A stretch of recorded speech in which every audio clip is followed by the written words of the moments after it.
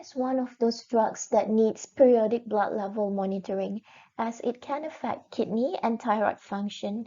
It is important that lithium level not be too low or too high, and ideally it should be maintained within 0.6 to 1.2 milliequivalent per liter. It is associated with various side effects such as thirst and tremor, head thinning, hypothyroidism, upset stomach, muscle weakness, as well as skin effects such as acne and psoriasis.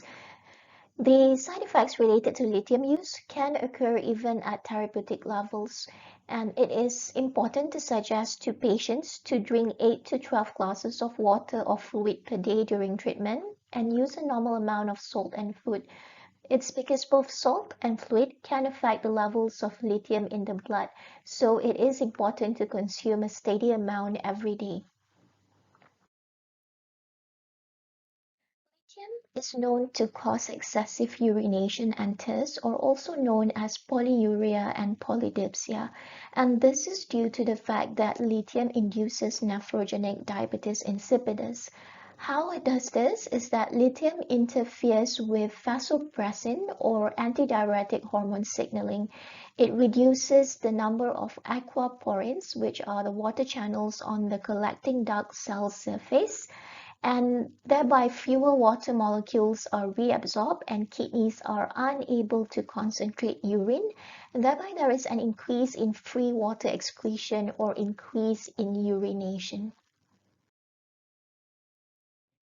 Trauma, primarily of the hands, is among the most common lithium side effect seen in approximately 1/4 of treated patients.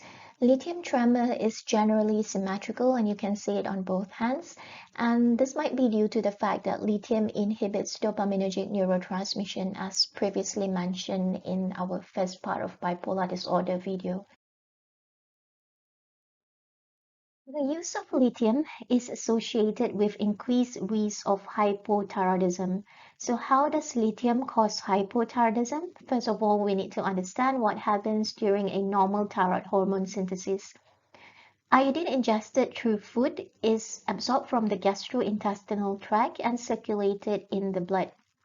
This circulated iodine is actively transported into the thyroid follicle, and in the thyroid follicle, iodide ions are oxidized by hydrogen peroxide to form active iodine.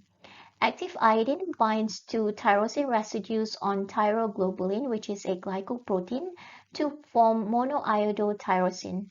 Another iodine atom may bind to monoiodotyrosine to form diiodotyrosine. And diiodotyrosine then combines with either monoiodotyrosine or diiodotyrosine to form T3 or T4 respectively.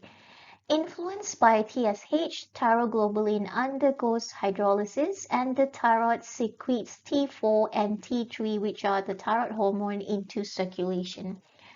Lithium actually inhibits thyroid iodine uptake and the coupling of thyroid hormone precursors, as well as blocking the release of T4 and T3, thereby reducing the release of thyroid hormones and thus the development of hypothyroidism. Gastrointestinal side effects, typically nausea and diarrhea, are relatively common side effects from lithium and have been recognized since the earliest lithium studies. So lithium mainly affects the GI tract, as lithium, like other metal salts, are direct irritant.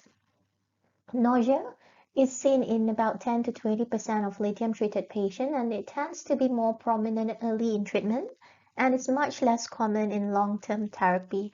Nausea is not among the most distressing lithium side effects and is only infrequently associated with non-adherence or drug discontinuation. Vomiting is actually infrequent except in the setting of lithium toxicity and would then be accompanied by other side effects such as ataxia and the emergence of gross tremor.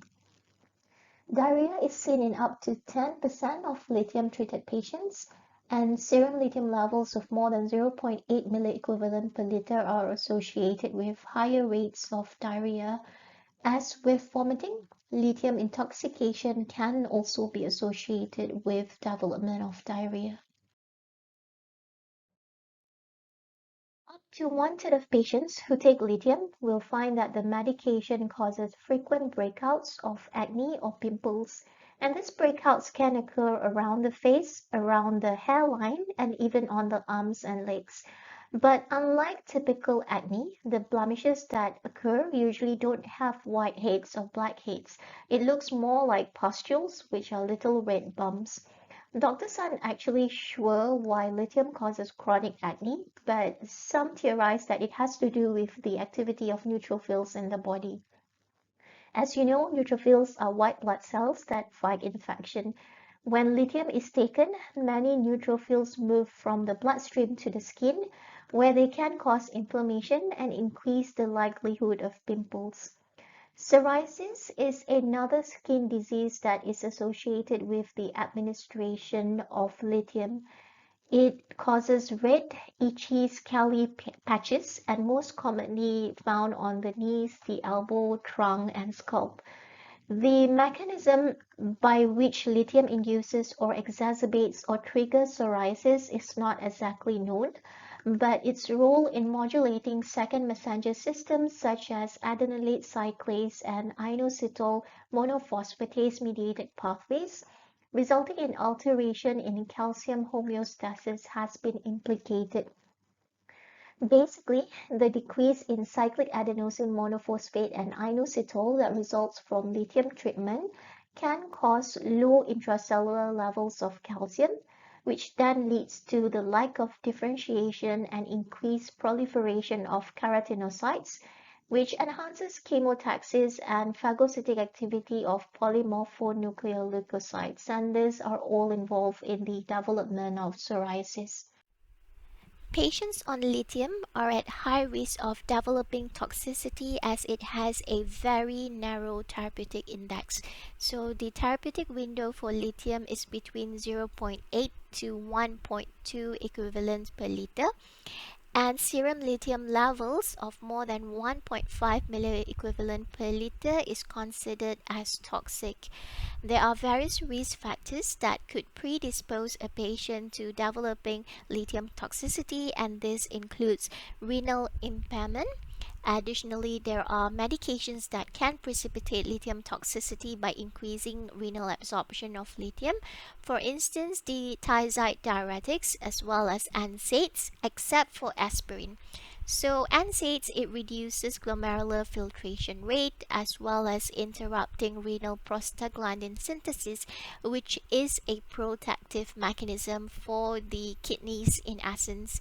Additionally, having co-administration of ACE inhibitors would also increase the risk of lithium toxicity because ACE inhibitors reduce glomerular filtration rate and enhances tubular reabsorption. Additionally, low effective circulating volume might be due to dehydration, for instance, or loop diuretic use could also result in the development of lithium toxicity. And even minor things that are considered non-significant for us, for normal people, for instance having low sodium diet, or in instances where you have increased perspiration. Of course, for us it's not a problem, inshallah, if we are normal.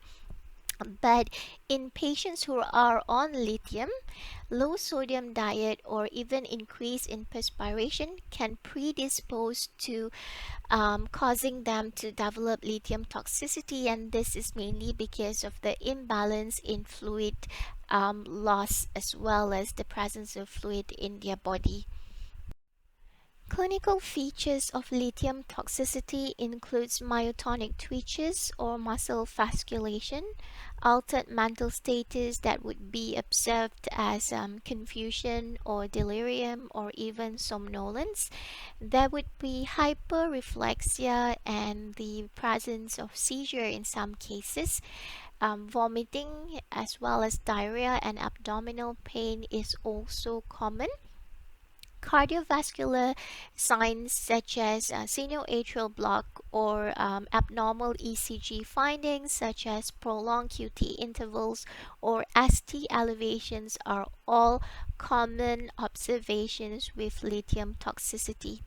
It can also cause acute kidney injury as well as myxedema coma, and there are several psychiatric features which includes apathy as well as psychomotor impairment. So how do we manage lithium toxicity? First and foremost, of course, you would need to discontinue lithium. And then the basic principle of lithium intoxication management is enhanced elimination. Fluid therapy is actually the mainstay of treatment. So most patients with lithium intoxication are volume depleted and they would require intravenous rehydration. So you would give them or you would provide hydration with isotonic fluid and electrolyte correction to promote lithium clearance. The goal of saline administration is to restore glomerular filtration rate as well as to normalize urine output and, as I've said, to enhance lithium clearance. Hemodialysis is the first line treatment for severe lithium toxicity, usually when you observe patients who are present with altered mental status or seizure or life threatening arrhythmia. If they are presented with all of these manifestations, if you know they are on lithium, go straight for hemodialysis to get lithium out of the body system. Additionally, hemodialysis is also indicated when serum lithium concentration is more than 4 milliequivalents per liter. Give them ventilatory support if required, and whole bowel irrigation with polyethylene glycol can also be considered to get rid of lithium in the gastrointestinal tract. Thank you for watching the video. If you find it useful, please hit like.